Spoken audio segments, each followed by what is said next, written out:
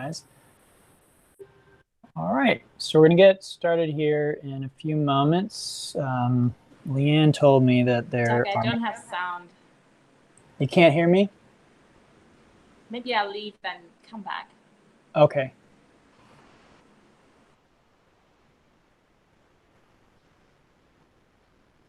So let's see. Leanne told me there's a few more people signed up than we've got. So usually when that's the case, I like to wait for a moment so that everybody can get in on the ground floor, so to speak. So we'll wait just a moment longer. Is that better, Uta? Can you hear me now? Yes, it's fixed. Thank you. Okay, good. All right. But we'll get started in just a moment here. If anyone has any questions or anything, let me know. As usual, you can play whatever music you like as long as your mic is muted and you can still hear me. And I'm going to get the props for today's class while we wait.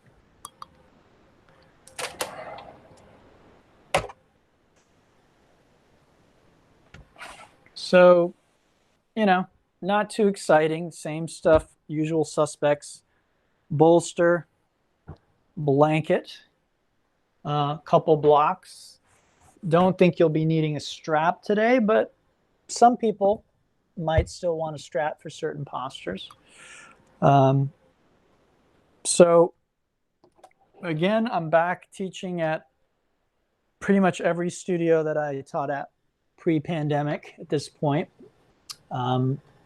And basically no one has any props. All right. So that's the state of where we are with yoga right now. There are no props. No one's going to have any props probably until the pandemic is completely past us. And then after that, I honestly don't know. So it's a great time to just invest in your own props if you haven't already. I know I've said that before, but it's very true. It's still true because even when you go back to the studios, they're not going to have props for you to use either.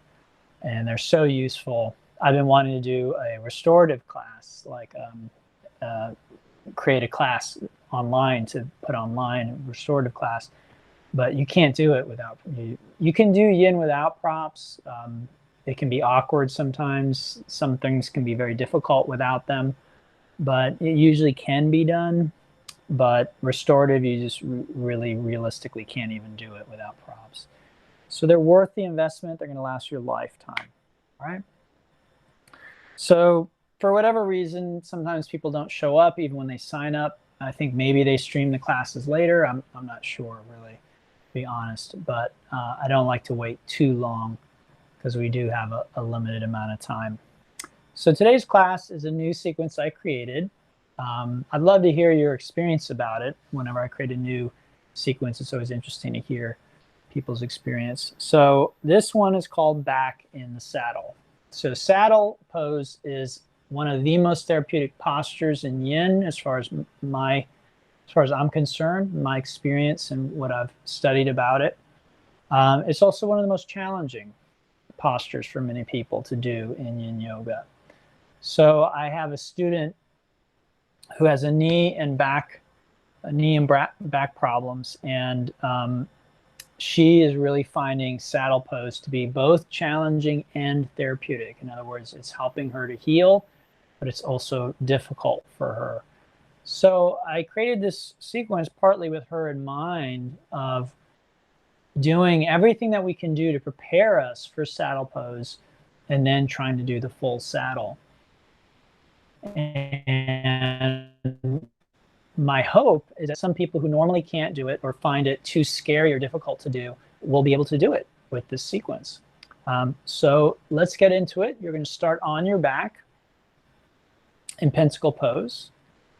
And we just relax there for a few moments, just checking in with our breath, our body, our thoughts, our emotions. And I know normally we like to feel a certain way. We like certain emotions and we don't like others. We like certain thoughts and we don't like others. But when we practice yoga, when we do meditation, we really want to put that kind of preference aside. And this is called equanimity in yoga. So equanimity is something we cultivate. Okay, maybe some people are born with more of it than others. I don't know. But it is a practice. It is something we can get better at. And the way that we get better at it is by letting go of our judgments, letting go of our expectations, letting go of our disappointments, all of those types of things. So however you're feeling, whatever, if your mind is racing, if your heart is just feels, whatever you're feeling, see if you can just relax and just let whatever you're feeling be there. I think we learn very early as human beings to try and control our emotions, to try and stop certain emotions. And from my experience and what I've studied with yoga, this is problematic at best. So in yoga, we want to create a space where I can just feel what I'm feeling, okay? All right, we're going to start with a cattail. So let's go ahead and take our left leg up toward the ceiling. We're going to drop it all the way over to the right. And then you can prop your head up on your right hand and elbow to start. And then you take your right leg and scoot it back away from the left leg. Then bending the right knee, you reach back, you grab that foot, and you pull that heel in towards your buttocks. Okay, and then you just are there in the cattail. And what you should feel is a stretch in the front of your right thigh. Okay, and if you don't feel that, I want to hear from you. You have a lot of options here. You could stay right there. You can take your left leg and pull it up towards you. You could even use your right hand to do that. The straighter your left leg is, the more intense the stretch is. The closer your left leg is to your face, the more intense it is. If your left leg is bent, if it's down away from your torso, it's less intense. More intense is not necessarily better. You can continue resting your head on your hand. You can also rest your head on your upper arm, on a block or folded blanket on the ground. You can stay with your left shoulder basically stacked above the right, or you can lay back and take a little deeper twist and deeper back bend as well. And then finally, the right foot, you can continue pulling it in toward your buttocks, but you can also kick it back and potentially get a deeper stretch in the front of the thigh and the hip. I'll be right back in one moment.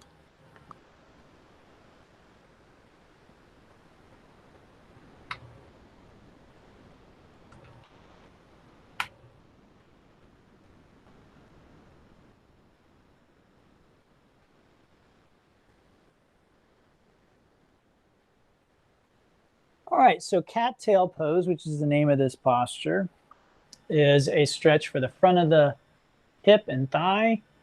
It is a back bend, it is a twist. But what we're most interested in today, because we're interested in getting into saddle pose safely, is stretching the front of the thigh. Those are your quads, and the front of the hip. Those are the hip flexors. And generally speaking, those are going to be the muscle groups that prevent us from doing the saddle pose. And they prevent us from doing that because they become dysfunctional, basically. What does dysfunctional mean? Well, I mean, it's pretty much self-explanatory. Dysfunctional. If something's functional, it's working as it should.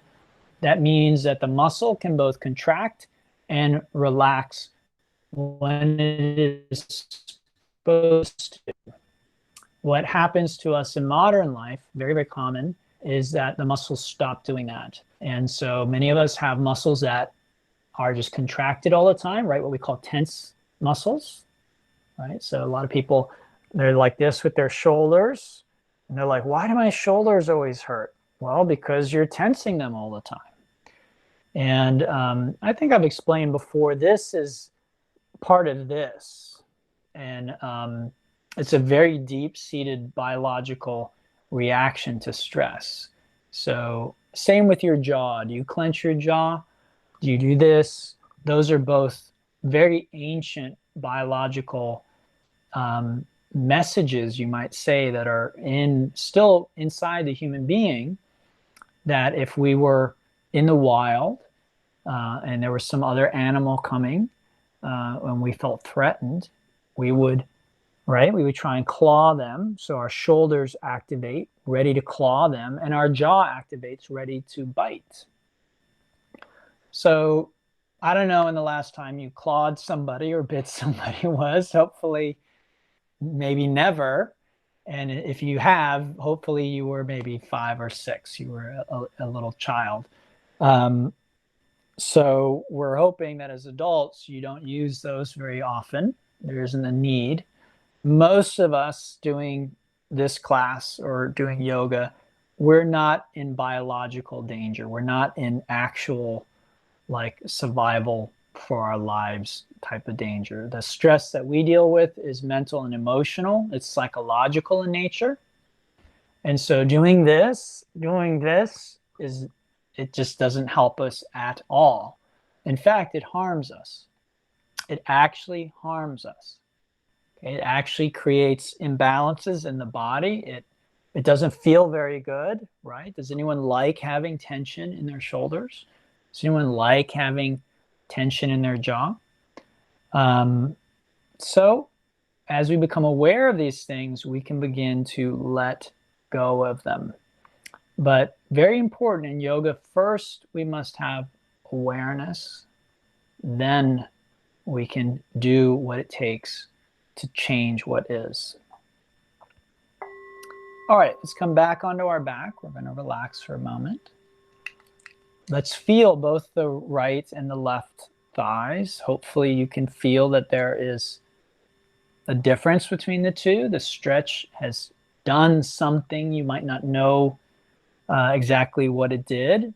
It actually does a lot, but we might not really, understand or recognize what that is.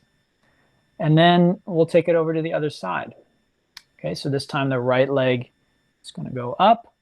We take it over, drop it over to the left, and then we prop our head up on the left hand. And then this is the most important step. You're going to take your legs pretty much as wide as they will go to start.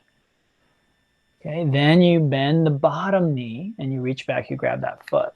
And again, it is functioning properly if you feel the stretch of the front of the thigh and you feel safe. You don't feel like you're asking your body to do something unsafe. And then that's it. It's a waiting game. You hold that position. All right. So dysfunctional means muscles are not working as they should. Again, many of us have dysfunction in the shoulders, and in that we're tensing them all the time. It's not doing us any good. So again, with yoga, we become aware, why do I hold tension in my shoulders? A good example of that. Sometimes when I'm driving and, there's people are not driving safely, which is very rare in Atlanta, right? Hardly ever happens. People just drive so safe here. So, people are driving a little crazy and you start to feel this happening. Well, that's not going to help you drive any more safely. It just makes the experience unpleasant. Same with your jaw. And sometimes you can even become aware of tension in your viscera, in your belly or in your heart or in your throat. You feel kind of a tension and contraction. That tends to be more subtle. So very often this awareness starts with just becoming aware of things like these big muscle groups in our body, how we're holding tension. Very common thing in yoga that you probably heard before is that people hold their emotions in their hips. I have not actually seen this anywhere in yoga literature. I think someone just made it up, or someone, that was their experience. But it's an interesting thought. I think we hold our emotions throughout our body. That's been my experience. So I don't think the hips necessarily have a special place in holding tension or holding emotions. in. It certainly feels good to stretch the hips, doesn't it? And that's because there are very big muscles there. So in that respect, it might be that the hips potentially can hold more tension because the muscles are bigger. Our hips also are a casualty of the modern lifestyle. And one of the reasons why they become dysfunctional is because we're not really using them as they were designed to be used. So they were not designed to sit in a chair for hours and hours and hours. They're also not designed to stand in one place for long periods of time, which if you are a server or you work at a cafe, or maybe you're in the medical profession, you might find yourself just standing in one place more or less for hours and hours and hours. This is also very unnatural. So our bodies were designed, not designed obviously, but they evolved in a hunter-gatherer, tribal, nomadic setting for millions of years. It was not a short time that they evolved over. Millions of years, they basically have remained the same and have been refined. And what we've done in the last 12,000 years, which sounds like a long time until you consider 4 million years on the other side of it.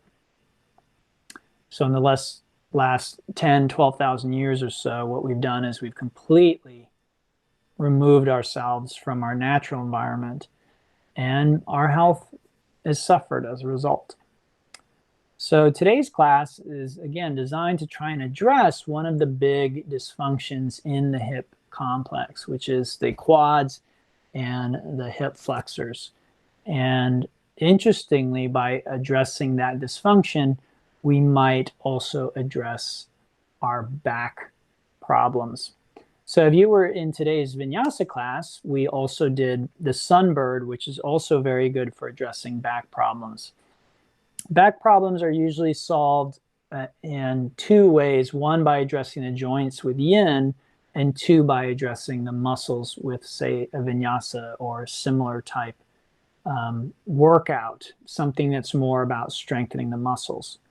And this is why I always encourage students to do both practices. Don't pick or choose your favorite. Again, part of the way we develop equanimity is by doing these different, you could say extremes. They're not really that extreme, but if we think of them that way, yin seems very different than vinyasa flow.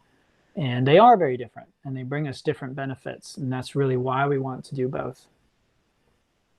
Okay, let's go ahead and unwind back onto our back, and we'll just relax there for a moment or two and feel that rebound. Hopefully both thighs now feel balanced.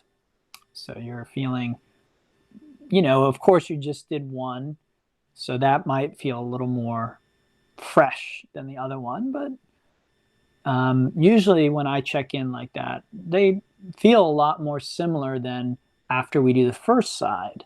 And before we do the second side, I can feel much bigger difference between the two. All right, so let's bring our legs in. We'll give them a little squeeze. Shake it off. A little bit of gentle movement should do the trick. And then you're going to just hinge your way up to seated. So to do the hinge, you slide your hands under your hips. You extend your legs straight up toward the ceiling. If there is any pain in your back, you're going to bend your knees. Otherwise, the legs are straight. You want to lift your head and neck up. You take a deep breath. And as you exhale, you lower the legs toward the ground. And just before they touch, pause for a moment. Inhale, pop the legs up. And then exhale, come on up to seated. Once you're up, we'll move into this position, which is tabletop. We'll do a little bit of the bear pose. So just moving the spine and the hips around freely. Stretching things out. Okay, working the kinks out wherever you find them in your body. Getting some blood flow into those areas where you may not be experiencing much blood flow. And then you can come up and back into a down dog when you're done with that. Get a little blood flow into your legs, your toes, ankles, knees. That cracking sound, I doubt you can hear it on your end, but on my side, my joints are cracking, and that's generally a good thing. And then we'll come forward onto our belly, so laying flat on our belly. And I'm going to bring the props over here so that I can demonstrate use of the props for this next posture. First posture, there isn't generally too much use for the props in that cattail, but here there might be. Okay, so we come onto our belly, prop ourselves up on the elbows. That's kind of the minimum for most. And what we're looking for is a little bit of compression in our back, not too much, but also not too little. So I definitely want to feel a little something happening in my back. Okay, my legs can be together or apart. They can, I can have my shoulders depressed or relaxed. I can have my head held up, drop forward, or drop back. If this is not deep enough for me to feel my back, I can straighten my arms. It's called a seal pose. I could also take a couple of blocks and prop my elbows up on those, go a little deeper that way. Okay. So again, if I do not feel anything, I might be very safe doing that, but I am not taking myself to an edge. So again, I think you've all heard me talk about that before, except for unknown. I don't I don't know who unknown is, and I don't know if I've taught you ever before, because you're unknown, you're a mystery person. But anyway, what we want in our practice is to take ourselves to what's called an edge. And when we're at our edge, we're not in our comfort zone, and we're also not very far out of it. We're just right at the edge, the interface between the known and the unknown, between what's comfortable, what's not comfortable, what we know is safe, and what we're not sure is safe. And that's generally where we want to be when we practice yoga. It's a generalization, so there are exceptions to that. But generally speaking, that's what we want. Why? Because that's where the miracles happen in terms of our changing our body and getting the most from our practice. And this also applies spiritually as well. So yoga, it really is a spiritual practice. And when we know too well what we're doing, when we know the rituals inside and out and we can do them mindlessly, very often they stop being as effective as they could be. So it is usually when we are constantly allowing ourselves to go deeper into that unknown that we are really finding the transformative effect of yoga practice. And so again, this applies physically, mentally, emotionally as well. So in this posture, that's going to be where I feel that little bit of compression in my back. Now, some people might hear that and think, well, then I'm just going to really push, and then that will bring me more benefit. It doesn't work that way. Okay, it just does not, because what you end up doing is you push so hard, you end up hurting yourself. Sooner or later, it may not happen immediately. It might take a while before you actually really damage something. But that approach of generally pushing as hard as you can, going as far as you can, doing as much as you can always, sooner or later causes problems. And again, sometimes it's not a physical problem. Sometimes it's a psychic, emotional, or psychological problem that you create. You could say a spiritual problem. All right, so we want to be pushing the boundary, but not too much. We want to be within the range of what we believe is still safe for us, but we don't want to be too safe. We don't want to be too comfortable. All right, got just a minute left here. If you're new to yin, then holding these postures like this for a long period of time can be very challenging, and I understand that, but it's a very important part of the practice. So it isn't really optional in yin yoga. In yin, It is the long holds that really bring the power and the benefit of the practice, of the yin practice.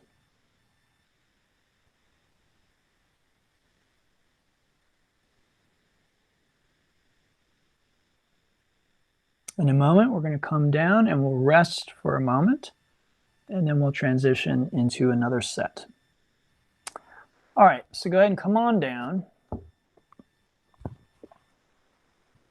And then while you rest, I'm going to set up some props to demonstrate what we'll do next. Now, again, you may not have props at home, and there is very little that I can do about that. They aren't required for this next posture, but they can come in very, very, very handy. So again, if you are regular to this class or any of my classes, I recommend investing now in a set of props. You can get them all over the place now. They're ubiquitous, you know, different. I think you can even get yoga props at Walmart, Amazon, all over the place. All right, so go ahead and press back. You can do a little bit of bear if you want, or a little bit of down dog if you'd like. Whatever serves as a counter stretch for you is fine. And then we'll do our first saddle. So this is a half saddle. And what you'd like to do is fold your right foot back alongside your right hip like that, safely. Now, there are two areas that cause problems: the ankle and foot, and then the knee. So if your ankle and foot are causing problems, the foot is very often because it's pressing into the mat, and there's not enough padding there. So one way to solve that problem is by putting a blanket underneath it. You don't have to roll the blanket, it could just be extra padding. However, if it's the ankle, sometimes there's inflexibility in this joint, then rolling the blanket and putting the ankle joint just over the roll is helpful because it takes that pressure off of that joint. Okay, so it helps create some added padding there. So again, this could be like a beach towel. If you don't have these props at home, any firm towel or blanket will work. Okay, so you can use that. Now, again, if you just wanted to pad the foot, that could look like that. All right, and this applies to the full saddle as well. So I'm probably not going to do this again, so please pay attention because this will apply to the full version as well. So if your foot doesn't hurt, you can get rid of the blanket altogether because it's not by any means required or necessary to do this posture. None of the props are if we really have, again, functional joints. So what about the knee? Well, if your knee is hurting, there are two things to try. Taking your knee out to the side very often reduces the pressure at the knee joints, or sitting up on something like this block. Again, if you don't have blocks at home, maybe a stack of books or a big, Encyclopedia Britannica or something like that, a big fat book. You can sit up on that. Maybe you have a big dictionary at home that you could use. All right. So what I want to check in now and see, do I feel a stretch of the front of my right thigh? If I do, I just stay there. And then if I don't, I begin to lower back. So if I don't have props, I just lower back to my hands or elbows. But if I have props, I can lower back onto them. So I've created what I like to call a yoga lazy boy or yoga recliner, where you lay back onto this props. I don't know. I think you can see I have a block propped up. The bolster's resting on that. And then I just relax back on that. But the question, again, is not, am I comfortable? Or even, am I safe? Yes, I need to be safe. But then the other question is, do I feel a stretch here? Okay, so my answer is no, I don't. So while I might really like relaxing here like this the whole time, I would have to go further. So the way that I would do that is I get rid of the first thing to try is get rid of this block. And then you come back further. Do I feel a stretch in the front of my thigh? No, I still don't. I feel it in my back now, but not in the front of my thigh.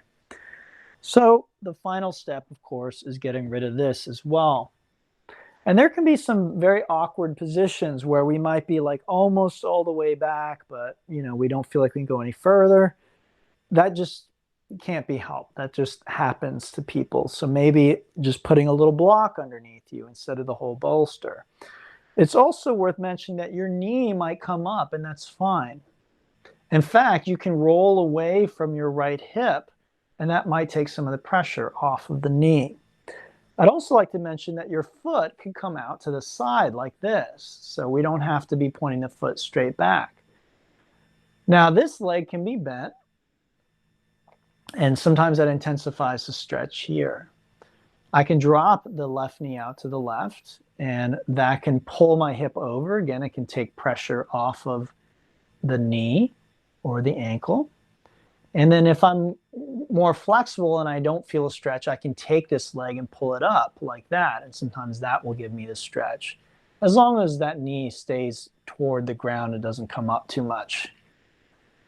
Okay, so lots of options. And again, primarily we're feeling the stretch here at the front of the hip and the thigh, just like we did in cattail, except now we have a little less control than we did in cattail, and potentially it's a little more intense because gravity is now doing the work for us.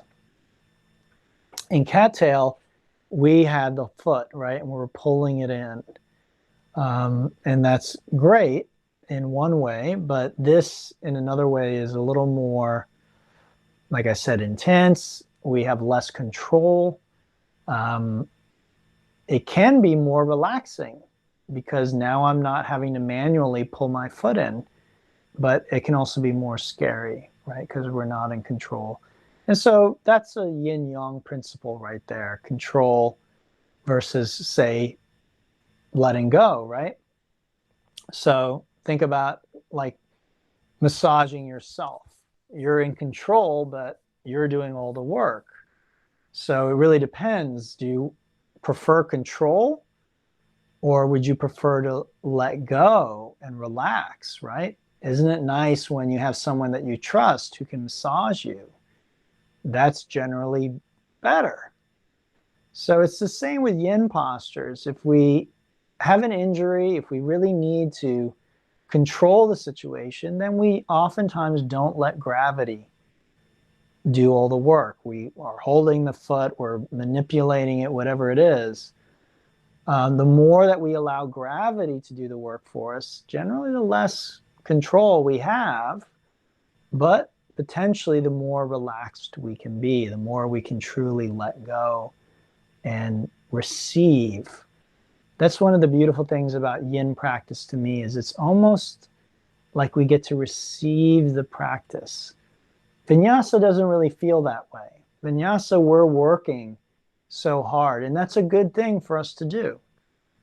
Again, it's good for us to develop that ability to do that. But in yin, it really feels like we're just sort of like, we're receiving it, like we're receiving a massage. And that is very nourishing on many levels. And so it is a very important part of yin practice. All right, so we're going to switch sides. Please take your time. If this is, a challenging posture for you, you're going to take your time. For me, I can do it just laying on my back like that. And that's just mostly the unique sort of makeup of my body. My body is functional for the most part. The muscles are working as they're supposed to. As I said earlier, one of the things we're trying to do here is to help the muscles become functional again if they're dysfunctional. And again, one of the ways they become dysfunctional is from holding tension in the muscles unnecessarily. Another way they become dysfunctional is from lack of use, which is the opposite, right? So lack of use might mean they don't get flexed, so they're not very strong. And it also can mean they don't get stretched enough, or both, combination of both. And so again, modern lifestyle tends to bring us a lot of that, especially in our hips and our low back. So again, all of you except unknown have heard me say, I think in the past, that sitting is not good for your health. It just really is not good for your health, the amount of sitting that we do. So if you were out running a marathon and then you sat down, sure, that's fine. Sit down for a few minutes, rest. But sitting for hours and hours and hours is very unnatural for the human body. Maybe you remember being a child and being told to sit, and maybe you remember how much of a struggle that was. Well, there's a reason why it was a struggle, because your body didn't want to do that. Your body wanted to move, because that's what would have made your body healthiest and strongest. So we get basically trained to sit from a very young age, because again, it's very easy to kind of control kids when they're all sitting in nice, neat rows. It's much harder to control them when they're being kind of their wild selves, wild human beings that children want to be. By the time we get to adults, a lot of times a lot of that wildness is gone, and we've been sitting so much through our youth that we'd rather sit than get up and move around. So for many of us, we actually have to make an effort and consciously try and put movement into our lives. Not everybody. Some people naturally they're movers. They like moving. They're drawn to movement. They like exercising. They like the way it feels. But that's certainly not everybody. And they've done studies and they've shown this. It's not many people, even though they're healthy and they just don't exercise, just isn't their thing. So for many of us, myself included, we have to motivate ourselves more intellectually. We have to understand the benefit of moving, and then we'll decide to move. It isn't because it feels so good in our body. Now, of course, once we've done it and we've experienced the benefits, then again, we might look forward to moving because we know that it's going to make us feel better. But while we're doing it, it isn't necessarily that we feel so good that, oh, I just love this and I want to do it more, anything like that. But movement and exercise, again, it has benefits that cross the human experience, cut across. So they're not just physical.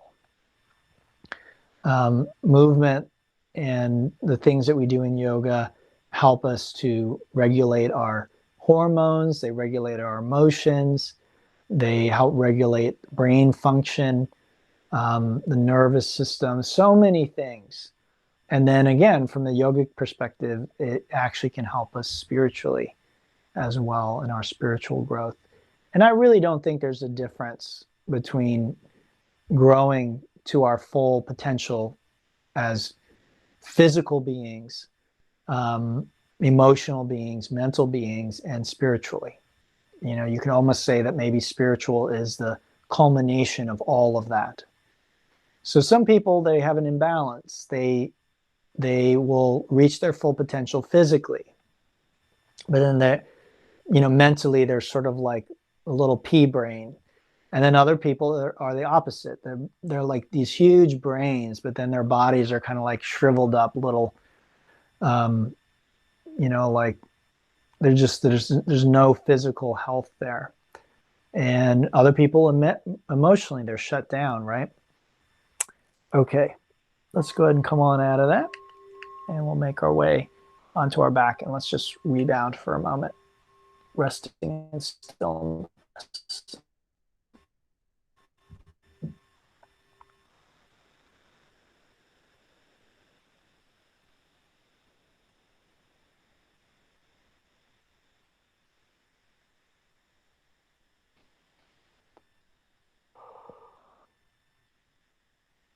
All right, so now we come to the piece de resistance, the main course, if you will, the full saddle. Before we get there, let's just bring our legs in. We'll give them a little Squeeze, shake off that last set. And then you can hinge up to seated. So again, I mentioned earlier, the same things that we did for half saddle can apply to full saddle with the props. I'm not going to demonstrate that again. Full saddle is folding both feet back. All right, which generally is more challenging. It's more difficult. Now your toes can point back. Again, your feet can point out to the side. Not everyone can do both. So please, again, be mindful, be aware of your body's limitations. This time, we're not just looking for a stretch here. In fact, you might not even feel a stretch here. We want to feel a little bit back here. So full saddle is much more of a back bend than it is a quad stretch. So taking your time, again, using props if you have them and if you need them, and coming back onto your back. So this is full saddle, and again, this is one of the most therapeutic postures that I'm aware of in probably all of yoga. And I think it's therapeutic for modern people like us because of, again, the imbalances that modern life brings. Now, that's something I do want to make clear here today, which is that in the West, we tend to be raised unconsciously. So for some people, it might be a conscious thing, but for many people, it's unconscious. This is something that just sort of seeps into the Western psyche. And it can be called unworthiness. And what happens is we grow up with the sense that we're not okay as we are, and that we must work really hard if we are to earn money, if we are to earn love, if we are to be admired or appreciated. We don't deserve those things just naturally. We need to work for them. And this could be called original sin. If you grew up Christian and you grew up with this idea that, of original sin, that you were born a sinner and that you must atone or repent. You must, in the Christian tradition, it would be accept Jesus, and then he will take care of that sin for you, basically, through his death and resurrection. He took care of the fact that you're a sinner. He died for you because you're such a mess. He had to die so that he could correct the problems with you, basically. Even though he did that, we still are running around like chickens with our head cut off, right? Trying to fix it for ourselves because we get the sense, we're told in one way or another that we're not okay as we are. This is very different than how the yoga tradition sees it. What is sometimes expressed by some tantric teachers is you just have a little bit of dust on you. Okay? You're not a big broken mess. You just kind of have picked up some dust along the way. We just need to kind of brush you off. All right? And so what happens for us modern people is, again, all of you except unknown have probably heard me speak about this. And I spoke a little bit about it earlier. We do not live in a natural state. We live in a very unnatural state. Human beings did not evolve in this environment. In an agricultural environment, they didn't evolve in an industrial environment. So even if we roll the clock back to 1,000 years ago, still it's unnatural. It's more natural than the way we live, modern people live, but it's still unnatural. And that's why yoga and Taoism came out of these cultures. these agricultural cultures, because they already began to feel that they were getting out of balance. They were already beginning to see that they weren't as healthy or as happy as they could be. And so they needed a corrective, what in medicine is called a corrective or a therapeutic, an intervention. They needed something to come in to fix what was not right. I think tribal peoples need this either very little or not at all, because they are living in the natural state. You could say they're living in the Garden of Eden. They never left it. The rest of us, we've wandered far from home, and as a result, we are lost. And so it's not anything inherently wrong with you. It's just that you've picked up some stuff along the way. You picked up some bad habits, some bad thoughts, some bad emotions. And so what yoga practice tries to do is remove those things from us, to unburden us of these unnatural things. And when it's done its job right, we function from our own center. And what one of my teachers likes to call spiritual autonomy. And when we've achieved spiritual autonomy, you might say, we don't need yoga anymore. We don't need anything. We don't need scriptures. We don't need spiritual teachers. We don't need spiritual practices. We are just functioning out of our own inherent goodness. We really see our own inherent goodness and our own inherent joy and bliss, and we're just functioning from that. And we radiate love and goodness out into the world. All right, let's go ahead and take our time. We make our way out of this posture, back onto our back, and we'll just relax and feel that rebound. This can be a very intense rebound.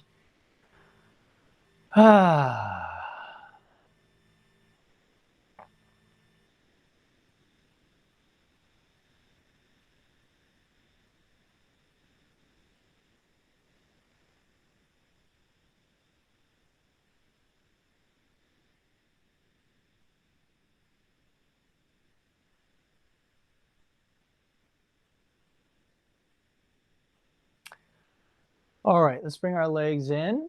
Give them a little squeeze. And then we'll finish with a twist, because the twist generally does a very good job of balancing the effects of the saddle pose. Okay, so we bring our legs in. We'll take our right knee over our left. You can lock the ankles if you want and if that's available to you. And then you just drop your knees down to the left side. Try and leave your shoulders where they are on the ground. Okay, you can position your arm wherever you like. That is functional and comfortable. Same with your left hand. I'm resting it on my knee, but you can put it up here, wherever you like. Pay attention to the stretches at the front of the chest and the back, the waist, the outside of the hip. You can play around with the position of your knees, right? And also you can play around with the position of your head and neck. So I hope that you were able to do saddle today, again, because of the many benefits that it brings. If you were only able to do a few minutes or even a few seconds, that's okay. Hopefully, if you continue doing that posture and doing these stretches that we did here today, over time, you'll be able to regain the ability to squat and to do a posture like the saddle pose. Again, I think saddle helps us undo many of the ills of modern life. And the fact that many people can't do it is a good illustration of the fact that it is helping us to undo the problems. So very often when we are not able to do something, not always, again, I really need to emphasize that. So I don't want you guys to take something I say and apply it to every situation, because almost never is something that I say applicable to every situation. Context is very important, okay? But it is often the case that when we have difficulty with something, it could be mental difficulty, emotional, physical difficulty, spiritually. Very often when we have difficulty with something, that means that there's a doorway there. And if we can approach that thing that we're having difficulty with the right attitude, with reverence, with patience, with compassion toward ourselves and toward anyone else that might be involved in that situation, any teachers that we might be working with, any people who might be on the other side of a conflict that we might be dealing with. If we can approach it in the right way, we find that it is a doorway to a deeper experience of life, a more fulfilling experience of life, a more nourishing and complete experience of life. We find very often that when we avoid adversity, when we avoid difficulty, when a difficult situation or thing presents itself and we simply try and avoid it, that very often that is, we're not going as deep as we can with our life. We're not experiencing the fullness that is available to us as human beings. Now, again, there are exceptions. There are situations that are simply unhealthy to be in. Full stop. So, for instance, dipping your hand in a vat full of acid, that's difficult, right? It hurts. And there's no benefit to be had. Okay? So don't do it. So this is the problem is, I say something like, oh, very often when things are difficult, there's a benefit, there's a doorway there. Well, saying, oh, well, dipping my hand in acid is painful and difficult, so that must be a doorway there. I'm going to dip my hand in acid. Well, you're just going to ruin your hand. There's not going to be any benefit there for you. So this is the challenge of being human, is these principles will always depend on context. And this is why it's very often important, if not essential, to work with a teacher so that we get some perspective that is beyond just ours. Because sometimes we can't tell the difference, guys. We might be able to tell for other people, oh, you shouldn't be doing that. That's bad for you. Oh, you should try and do this. That would actually help you grow. But very often when it's us, we are a bad judge of actually what is good and bad for us.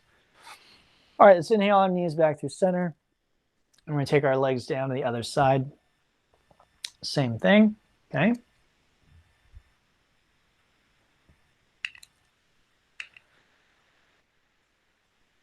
This is called twisted roots.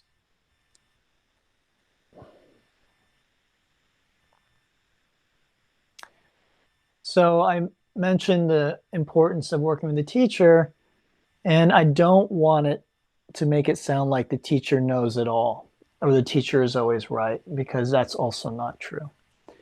But the teacher is, hopefully, if they're a good teacher, an objective perspective. And, they are someone who can bring a perspective outside of our own. And this can be extremely valuable. In music production, I'm a musician, and I record my own music. And in music production, traditionally, music is made by a team of people. Even if you're a solo artist, even if you're like a singer-songwriter and you play the guitar and sing, and that's all that there is. If you were making a record, traditionally, There would be someone there who would set up the microphones for you. There would be someone there called a producer who would bring an outside perspective. There would be an engineer, a mixing engineer, a recording engineer, a mixing engineer, a producer, and a mastering engineer. At the very least, you would have all of those things. Now, sometimes one person might fulfill several of those roles, but ideally you would actually have different people, and they would each bring a different perspective. And this would allow you to catch potential pitfalls, which there are many when you're recording a record. Again, I know because I've done this when you're recording music. There are many places where maybe your ears, something sounds good to your ears, but for other people it's grating, it's off. And you know, some things are a matter of taste. Some things are a matter of, you know, artistic expression, but other things are not. Other things are really just more across the board. It's just off or wrong.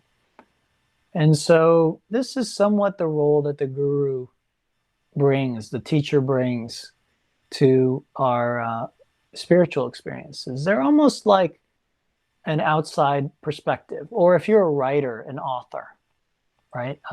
Or an editor, rather. So if you're an author, you're writing your book and you send your book to the editor is going to find mistakes, places where you've made mistakes.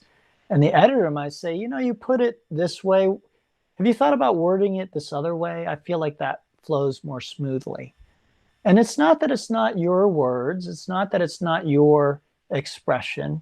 It's just they're bringing that value of the outside perspective. And so a good yoga teacher, a good guru, you know, whatever you want to call it, they're going to bring that to your practice. And you might be saying, oh, I really love, you know, yin yoga, since we're doing it. I really love yin. I don't like these other types of practices. But the teacher might actually recommend that you do some of those practices that you don't like. Again, to help balance out things that are out of balance. And again, just like when we're recording music, if we record something and we have too much of one thing, the producer might say, well, let's bring in a little bit of this. Or let's do a happy song next, you know, because you have all these songs that are kind of glum and depressing. And again, that can work sometimes, but in this case, the producer might be like, well, it's not working in this case. You need something else. So hopefully that gives you a little bit of perspective of where that can come into your spiritual practice.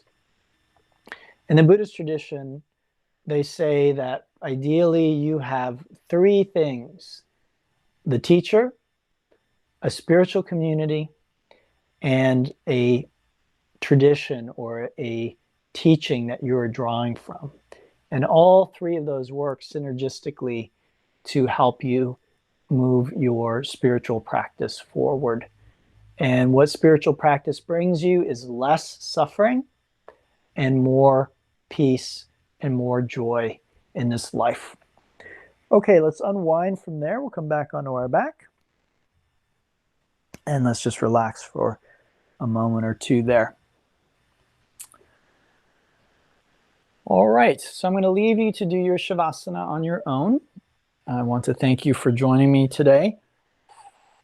And what I recommend is 6 minutes, which is 10% of our class time, at least. If you want to do longer, feel free. There's no harm in that. But shorter is not recommended, less than 6 minutes. So set a timer. If you have any questions, or if I can help support your practice in some way, let me know. These are, for many, a very stressful time. I'm happy to report that yoga works.